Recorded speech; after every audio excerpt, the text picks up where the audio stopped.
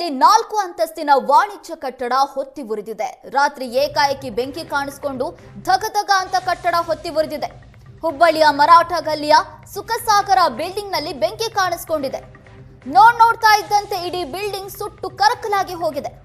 ಬೆಂಕಿ ನಂದಿಸೋದಕ್ಕೆ ಅಗ್ನಿಶಾಮಕ ಸಿಬ್ಬಂದಿ ಹರಸಾಹಸ ಪಟ್ಟಿದ್ದಾರೆ.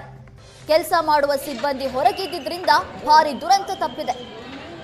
ದೃಶ್ಯದಲ್ಲಿ ಗಮನಿಸ್ತಾ ಇದ್ದೀವಿ, 4 ಅಂತಸ್ತಿನ ವಾಣಿಜ್ಯ ಕಟ್ಟಡ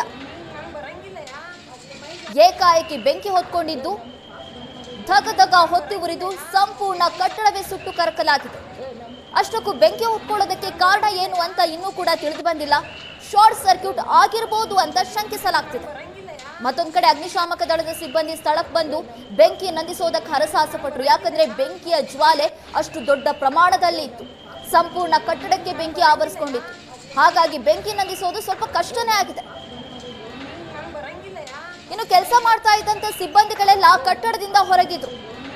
ಹಾಗಾಗಿ ಯಾವುದೇ ಅನಾಹುತ ಸಂಭವಿಸಿಲ್ಲ. ಇನ್ನು ಸುತ್ತಮುತ್ತ ಕೂಡ ದೊಡ್ಡ ದೊಡ್ಡ ಕಟ್ಟಡಗಳು ಇದ್ವು. ಸರಿಯಾದ ಸಮಯಕ್ಕೆ ಬಂದು ಅಗ್ನಿಶಾಮಕ ದಳದ ಸಿಬ್ಬಂದಿ ಬೆಂಕಿ ನಂದಿಸಿದ್ರಿಂದ ಅಕ್ಕಪಕ್ಕ ಇದ್ದಂತ ಕಟ್ಟಡಗಳಿಗೆ ಬೆಂಕಿ ವ್ಯಾಪಿಸಿಲ್ಲ. ಹುಬ್ಬಳ್ಳಿಯಲ್ಲಿ ನಡೆದಿರುವಂತಹ ಘಟನೆ ಇದು.